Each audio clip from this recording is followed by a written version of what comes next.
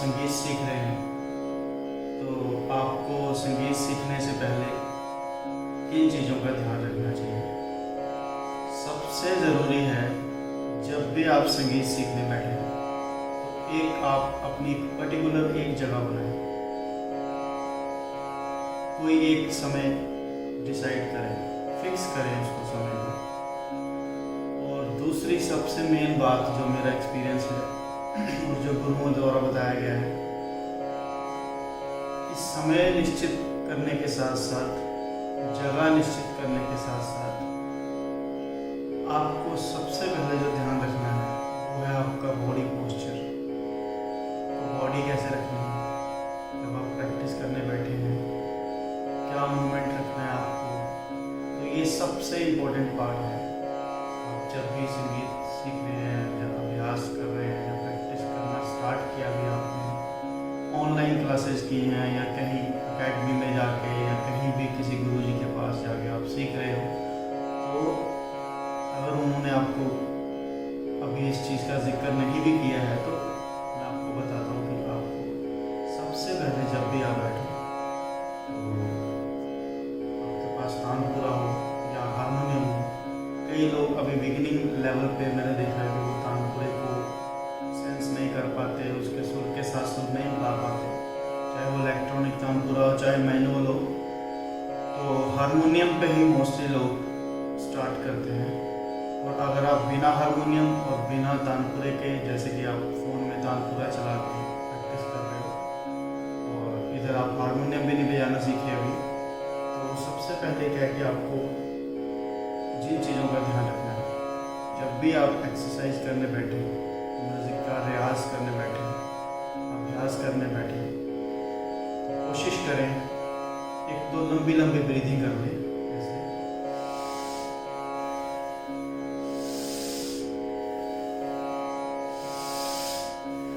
अगर आप योगा करते हैं या फिर आप प्राणायाम करते हैं या फिर आप अनुलोम विलोम करते हैं या आप कपाल भारती करते हैं या आप कुछ बाहर एक्टिविटीज़ करते हैं, कुछ खेलते हैं, कुछ फिजिकली वर्कआउट करते हैं, अपनी कुछ एक्सरसाइजेस करते हैं, तो वो बहुत ही इफेक्टिव है। और जब आप आसन पे बैठे हैं, जिस जगह आपने प्रैक्टिस करनी वहाँ बैठे हैं, तो वहाँ भी आप स्टार्ट करने से पहले लंबी लंबी सांसें लें, ताकि आपकी जो सांस से ही सारा खेल है संगीत का, गाने का। तो जितना लंबा आपका सांस होगा उतनी ही वॉइस में स्ट्रेंथ बढ़ेगी, सस्टेन बनेगा गले में और आपकी लेंथ बढ़ेगी, आपका गाना स्ट्रॉन्ग होगा। क्योंकि सांस ही मेन है और सांस क्लियर होना, आपके लंग्स क्लियर होना, फेफड़ों में जान होना बहुत ज़रूरी है किसी भी गायक के लिए।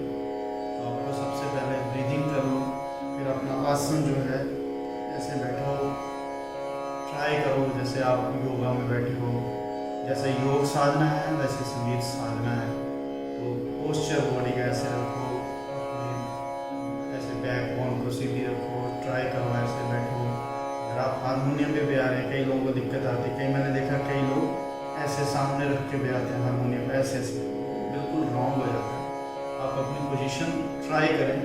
आपने देखा होगा कई उस्ताद लोग लाइक गुलाम अली जी या जगजीत सिंह जी या कई सारे महान गायक आपने देखे होंगे कि वो इस तरह से बैठते हैं।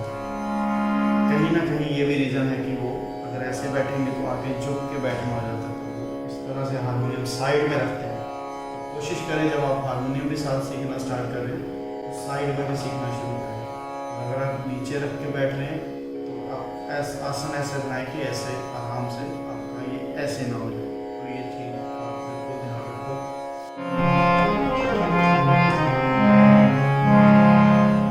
तो दोस्तों आज हम बात कर रहे हैं बॉडी पोस्चर की, क्योंकि सबसे ज़रूरी पार्ट है ये। अगर आप संगीत सीख रहे हैं तो आपको सबसे ज़रूरी ध्यान रखना है, जबकि मैं पहले भी आपको बता चुका हूँ।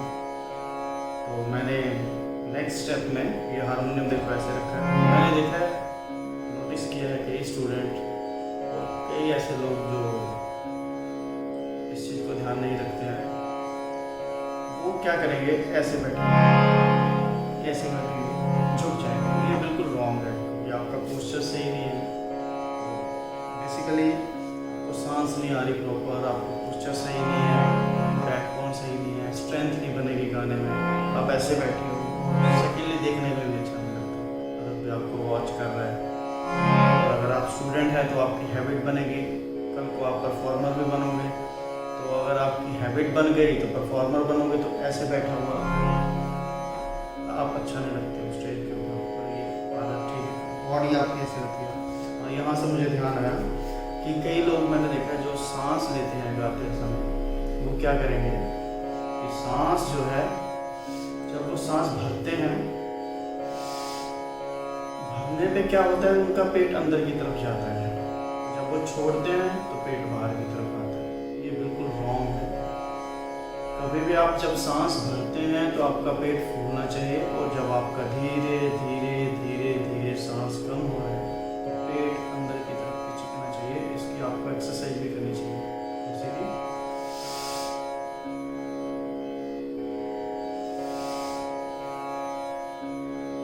इसका बहुत संबंध है आपकी बॉडी के साथ, नॉर्मल लाइफ के साथ भी आपका इसका बहुत बड़ा योगदान है।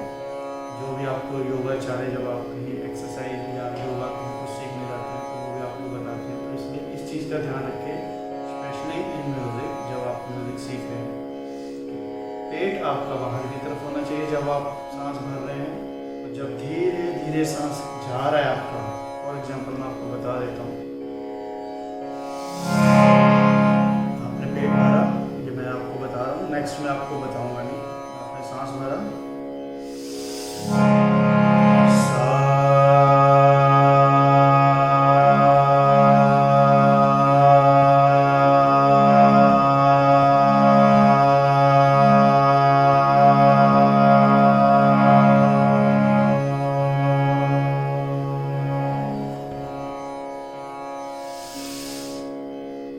आपने नोटिस किया होगा, अगर नहीं किया होगा तो एक बार वीडियो आप रिवाइंड करके देखना कि जब मैं साह लगाया तो मैंने थोड़ा उसको सस्टेन किया, थोड़ा लंबा खींचा। पहले मैंने हवा भरी पेट में।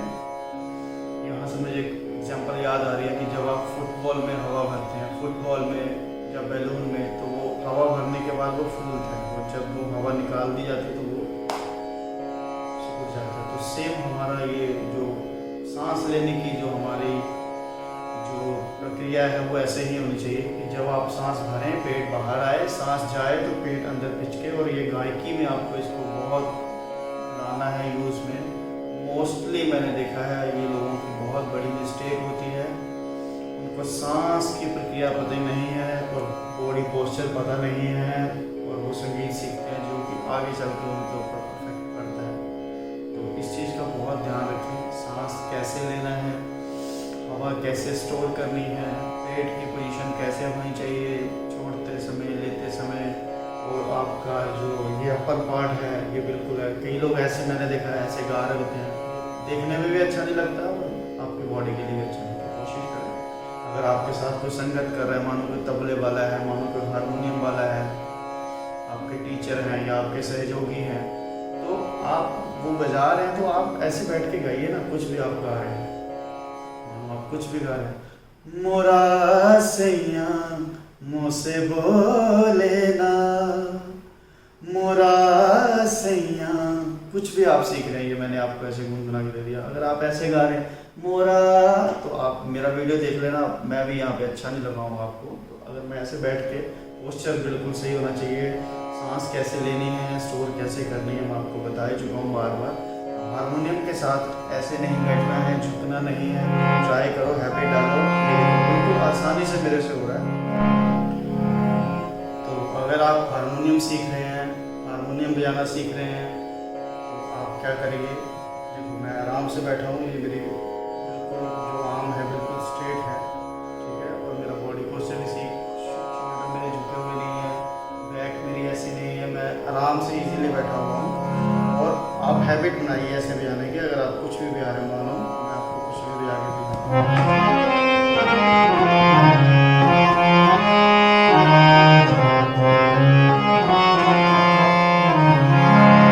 तो बड़े इजी से बज रहा है, ऐसे हैबिट नहीं डालनी। मोस्टली बच्चों को ये हैबिट होती है, वो ऐसे बजाएंगे, ऐसे सीखेंगे, ये रॉन्ग है। आपकी आदत बनेगी और आपकी बॉडी के लिए भी ठीक होगी। तो इसको जितनी जल्दी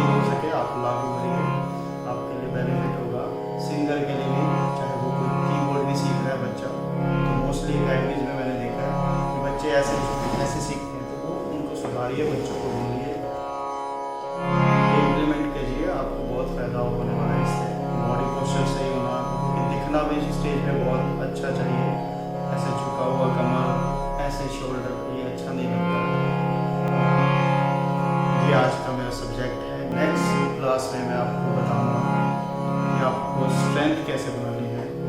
अब आपको सांस लेने का मैंने बता दिया, सांस कैसे लेना है, स्टोर कहाँ करना है। नेक्स्ट क्लास में मैं आपको ये बताऊंगा कि सांस लेने के बाद आपको कितना टाइम होल्ड करना है स्वर को, कितना टाइम आपको रोकना है, कैसे छोड़ना है स्वर को या सुर को।